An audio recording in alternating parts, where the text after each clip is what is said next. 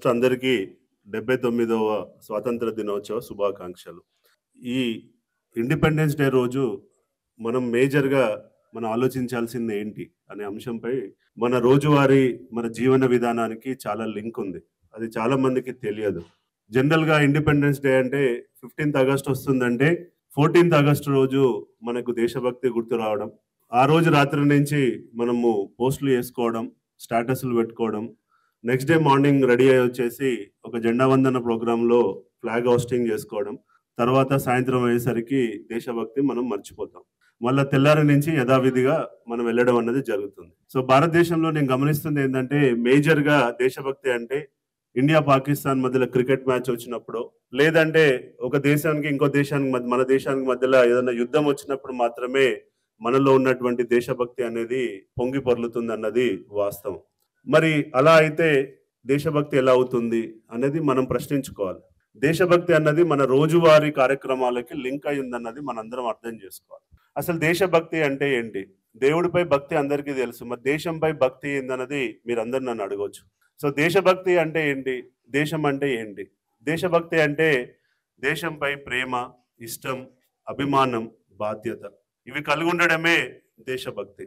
మరి దేశాన్ని ఎలా చూడాలని ఆలోచించినప్పుడు ఒక పెద్దాయన చెప్పాడు, దేశం అంటే మట్టి కాదోయ్, దేశం అంటే మనుషులు అని చెప్పడం జరిగింది. అంటే మీనింగ్ ఏంది?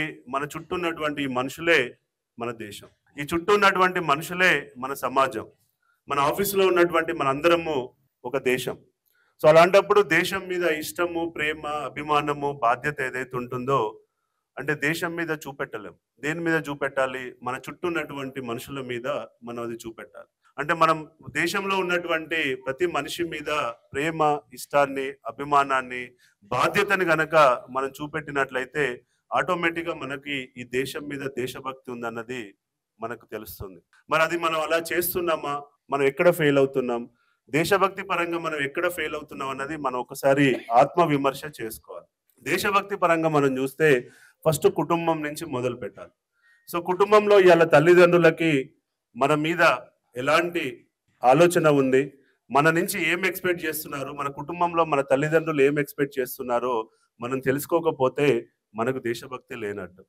మన తల్లిదండ్రులు మన మీద ఏ బాధ్యతలు పెట్టారో ఆ బాధ్యతలు మనం నిర్వహిస్తున్నామా లేదా అనేది మనము ఆలోచించకపోతే మనకు దేశభక్తి లేనట్టు. కుటుంబంలో ఉన్నటువంటి అన్నా చెల్లెళ్ళు, తమ్ముళ్ళు, అక్కలు అందరికీ ప్రేమ ఆప్యాయతను మనం పంచుతున్నామా లేదా అని చెప్పి మనం ఆలోచించినట్లయితే ఒకవేళ చేయకపోతే మనలో దేశభక్తి లేనట్టు. సో ఇలా దేశభక్తి అన్నది ఫస్ట్ మన కుటుంబం నుంచి స్టార్ట్ కావాలి. తల్లిదండ్రులు మన మీద ఏ బాధ్యతలు పెట్టారు, వాళ్ళ ఇబ్బందులు ఏంటి తెలుసుకోకుండా మనం ప్రవర్తిస్తే మనకు దేశభక్తి లేనట్టు. సో అలా మనం చేస్తున్నామా లేదా అన్నది మనం ఇవాళ ఈ రోజు ఈ 79వ స్వతంత్ర దినోత్సవం రోజు మనకు ఆత్మవిమర్శ చేసుకోగలిగితే, ఈ దేశంలో ఉన్న ప్రతి కుటుంబం ఆత్మవిమర్శ చేసుకోగలిగితే మనం డెఫినెట్ గా దేశానికి న్యాయం చేసిన వాళ్ళం అవుతాం. కుటుంబానికి న్యాయం చేయకుండా దేశభక్తి మాట్లాడడం వేస్ట్. సో మన దేశభక్తి అనేది ఫస్ట్ కుటుంబం నుంచి ప్రారంభం కావాలి.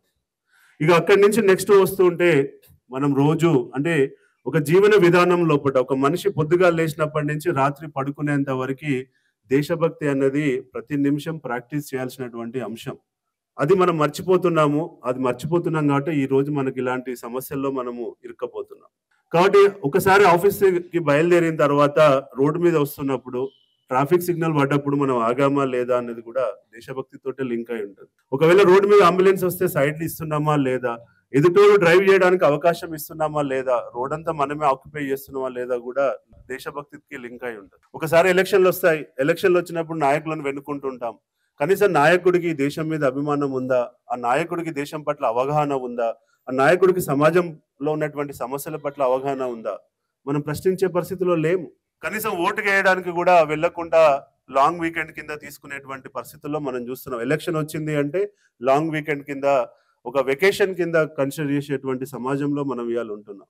ఇంత పెద్ద మెచ్యూర్డ్ అయినటువంటి 5వ నగరమైనటువంటి హైదరాబాద్ లో ఇవాళ ఓటింగ్ పర్సెంటేజ్ ఎంతయ్యా అంటే 42 నుంచి 45%. మరి మిగతా 45 మంది, మిగతా 55 మంది ఎక్కడున్నారు అంటే వాళ్ళకి దేశం పట్ల ప్రేమ లేదు, దేశం పట్ల దేశభక్తి లేదు. సో ఒక ఎలక్షన్ వచ్చిందే మనకు సమాజానికి కావాల్సిన మంచి నాయకుడిని వెన్నుకోవడం కోసం. ఆ సమయంలో మనం చేయాల్సినటువంటి బాధ్యత ఏంటి? దేశభక్తే కదా. సో దాన్ని కూడా మనము ఇవాళ ఎక్సర్సైజ్ చేసేటువంటి పరిస్థితిలో మనం లేము. సో ఇలా మనం చెప్పుకుంటే వెళ్తే మీరు అర్థం చేసుకోవాల్సింది, పొద్దుగాల లేచినప్పటి నుంచి రాత్రి పడుకునేంత వరకు ఇవాళ 15th ఆగస్ట్ రోజు ఏదైతే ఈ దేశం పట్ల ప్రేమ, అభిమానము, బాధ్యతగా మనం ప్రవర్తిస్తామో అది 365 రోజులు మనం ప్రాక్టీస్ చేసిన రోజే ఈ సమాజం బాగుపడుతుంది, దేశం ముందుకెళ్తుంది అని చెప్పి నేను భావిస్తున్నాను. కాబట్టి ఇప్పటి నుంచైనా మీరందరూ కూడా ప్రతి నిమిషంలో మనం చేయాల్సింది ఏంటి, మన బాధ్యత ఏంటి అని తెలుసుకొని ఆ బాధ్యతను నిర్వర్తిస్తే దేశం ముందుకెళ్తుంది. మీరు అడగొచ్చు, దేశం అభివృద్ధి చెందడానికి దేశం భాగస్వామ్యంలో మాది ఏంటి అని చెప్పి మీరు అనొచ్చు. ఇవాళ మనందరం ఆలోచించాల్సింది, అమెరికా వచ్చేసి $30 ట్రిలియన్ ఎకానమీలో ఉంది, చైనా వచ్చేసి $20 ట్రిలియన్ ఎకానమీలో ఉంది. మరి ఎందుకు ఇంత మానవ వనరులు ఉన్నటువంటి భారతదేశం మాత్రం ఇప్పటికీ ఎందుకు ఇంకా 5 ట్రిలియన్లోనే ఉంది? ఏదో జపాన్ని ఒక 0.5% ఎకానమీలో దాటేసి మనం ఇవాళ గొప్పలు చెప్పుకుంటున్నాం, మనం చాలా ముందుకు వెళ్ళామని చెప్పేసి. మరి ఇవాళ 5 ట్రిలియన్ నుంచి 20 ట్రిలియన్ 30 ట్రిలియన్ ఎలా అవుతుంది? ఒక దేశ ప్రధాని వల్ల అవుతుందా? ఒక రాష్ట్ర ముఖ్యమంత్రి వల్ల అవుతుందా? కాదు. నేను ఇంతసేపు చెప్పినట్టు ప్రతి ఒక్కరూ బాధ్యతగా ప్రవర్తించి, ప్రతి ఒక్కరు తన కుటుంబం నుంచి ఆలోచించి, తన ఆర్గనైజేషన్ గురించి ఆలోచించిన రోజే ఈ దేశంకి కావాల్సినటువంటి ఎకానమీ ముందుకెళ్తుంది. మీరు అడగొచ్చు, నాకు ఈ దేశం యొక్క అభివృద్ధికి ఏంటి సార్, నేను ఒక్కడిని పనిచేస్తే ఈ 30 ట్రిలియన్ ఎకానమీ ఎలా అవుతుందని చెప్పి మీరు అడగవచ్చు. మీరు ఉండాల్సినటువంటి, మీరు పనిచేయాల్సినటువంటి ప్రతిరోజు మీకున్నది 10 గంటల సమయం. ఈ 10 గంటల సమయాన్ని గనక మీరు పనిచేసే ఆర్గనైజేషన్ గనక డెడికేటెడ్ గా మనస వాచ గనక మీరు కమిటెడ్ గా గనక ఇవ్వగలిగితే ఆటోమేటిక్ గా ఆర్గనైజేషన్స్ ముందుకెళ్తాయి. ఆర్గనైజేషన్స్ నుంచి వచ్చే ట్యాక్స్ మనీ తోటి గవర్నమెంట్ ముందుకెళ్తుంది. గవర్నమెంట్ కావాల్సినటువంటి ఇన్ఫ్రాస్ట్రక్చర్ డెవలప్ చేస్తుంది. తద్వారా ఓవరాల్ గా హోలిస్టిక్ గా ఇంక్లూజివ్ గా దేశం అభివృద్ధి చెందడానికి ముందుకెళ్తుంది. అంటే ఈ 30 ట్రిలియన్ ఎకానమీ అచీవ్ చేసే దాంట్లో మన ప్రతి ఒక్కరి భారతీయుడి యొక్క బాధ్యత ఉందన్నది మనం మర్చిపోతున్నాం. ప్రతి ఒక్క భారతీయుడి యొక్క బాధ్యత ఏందన్నది ఆలోచించుకొని ఉంటే ఇవాళ ప్రపంచ దేశాలలో అత్యధికంగా మానవ వనరులు, హ్యూమన్ రిసోర్సెస్ ఉన్నటువంటి ఏకైక దేశం ఏంటంటే అది భారతదేశం. ఇంత మానవ వనరులు ఉండి, ఇంత మానవ సంపద ఉండి, ఇంత నేచర్ ఇచ్చినటువంటి టాలెంట్ ఉండి కూడా ఇవాళ మనం ఇంకా 5 ట్రిలియన్లో ఆగిపోతున్నాం అంటే మన భారతీయుల్లో ఉన్నటువంటి ఎక్కడో కమిట్మెంట్ లోపం. ఆ కమిట్మెంట్ లోపం వల్లనే ఇవాళ మనం ఇబ్బందులు పడుతున్నాం. కాబట్టి ప్రతి ఒక్కరు ఈ రోజు ఈ 79వ స్వతంత్ర దినోత్సవం రోజు మనం తీసుకోవాల్సిన ప్రతిజ్ఞ ఏంటంటే, ఇంకొక 21 సంవత్సరాలు పోతే 100 ఇయర్స్ ఆఫ్ ఇండిపెండెన్స్ డే మనం సెలబ్రేట్ చేసుకుంటాం. ఈ 100 ఇయర్స్ మార్క్ రీచ్ అయ్యే లోపు, రైట్, 2045 వచ్చే లోపు మనము ఎక్కడికి వెళ్ళాలి, ఏం చేయాలన్నది మనం ఇప్పుడే నిర్ణయించుకొని ఆ $30 ట్రిలియన్ ఎలా ఎకానమీని మనం ఓవర్కమ్ కావాలనే దిశగా మనందరం పనిచేయాలి. పనిచేస్తే డెఫినెట్ గా ఈ దేశం ముందుకెళ్తుంది అన్నది మనం ఆలోచించవచ్చు. అంతేకాదు, ఇప్పుడు ఈ రోజు దేశానికి మనం ఏం ప్రాణత్యాగాలు చేయాల్సిన అవసరం లేదు. దేశభక్తి అంటే కేవలం ప్రాణత్యాగాలు చేశారు, ఇప్పుడు మనం ప్రాణత్యాగాలు చేయాల్సిన అవసరం లేదు.